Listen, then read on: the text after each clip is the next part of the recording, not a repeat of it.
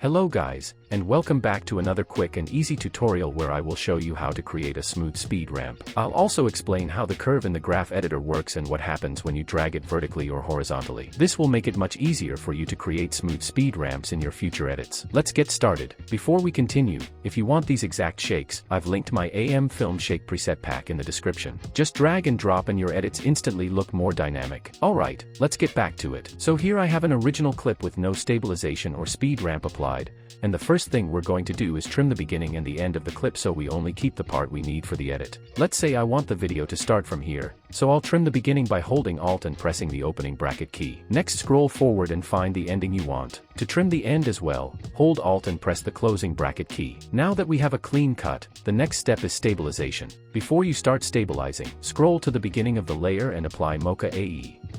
Inside Mocha, select the rectangle tool and mask the object you want to lock onto. In my case, it's the car badge that I want to keep centered, so I'll mask the car logo. Once done, enable the planar surface. Next, make sure all track motion options are disabled except transform. Many of you might disagree with this, but keeping all options enabled can force Mocha AE to adjust scale, rotation, and perspective based on the footage, which can ruin the lock on stabilization accuracy. To avoid those issues, I disable everything except transform, which actually cannot be turned off anyway. Now hit the track forward button and let Mocha do its magic. Once the tracking is complete, click Save and close Mocha AE. Back in After Effects, expand the tracking data and click Create Track Data. Then press U on your keyboard to reveal the keyframes created by Mocha. Select the center property to highlight all keyframes and copy them. Now press A to reveal the anchor point property. Select it, and paste the copied center keyframes onto it. And that's it, the lock on stabilization is complete. The only thing left to fix is the black edges, which you can remove by pressing S on your keyboard and slightly scaling up the video until the edges are gone. Now we're ready to speed ramp the video, but first we need to pre-compose the layer.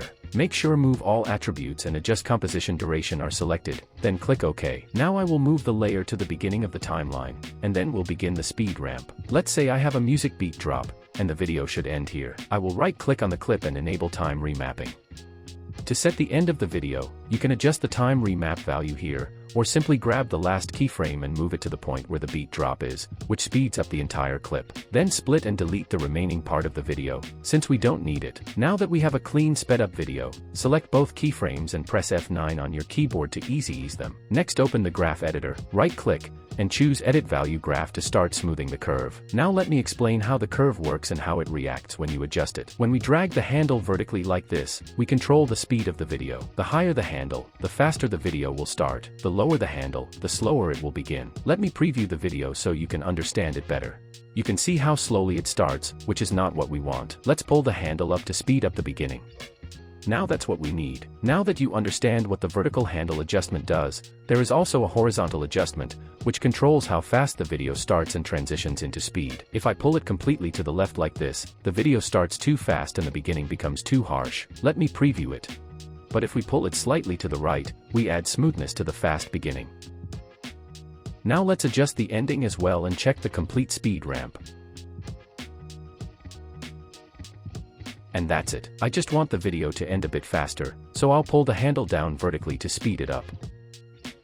And there we go, we have a smooth speed ramp. But this isn't the end. Now that you understand how the curve works, there are still a few more things you need to do to make the speed ramp even smoother. First, double-click the pre-comp layer to open it. On the original clip, make sure to enable frame blending. Click the frame blending icon twice until you see the little arrow icon. Frame blending helps smooth out motion by creating intermediate frames between existing ones, making fast movement look less choppy. Close this comp, and then make sure frame blending is enabled on all your clips, which I have already done. The next step for a smoother speed ramp is motion blur, which is essential. You can use RSMB Pro, which is a paid plugin, but if you don't have it, you can also use CC Force Motion Blur, which works great too. To be honest, I even use it for my client edits because it often looks more natural and professional than RSMB Pro. If the blur is not strong enough for your liking, increase the shutter angle to 360 or more. Once you're happy with the result, copy the entire effect and paste it onto your other clips. But don't leave it like that, because each clip is different and the motion blur settings may not work the same everywhere. For example, on the Lumbo clip,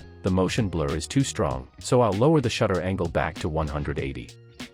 I'll do the same for the last clip as well since it looks too heavy. I'll also adjust the motion blur samples, which control how many in between frames are calculated for the blur, helping make the motion look smoother and more natural. Now let me preview the video and check it once more.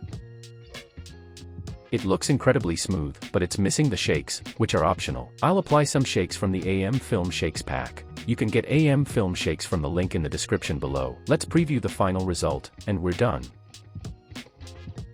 With the shakes applied, the entire speed ramp edit always looks much better. Hope you found this video helpful. Thanks for watching, and if you enjoyed it, please give it a like.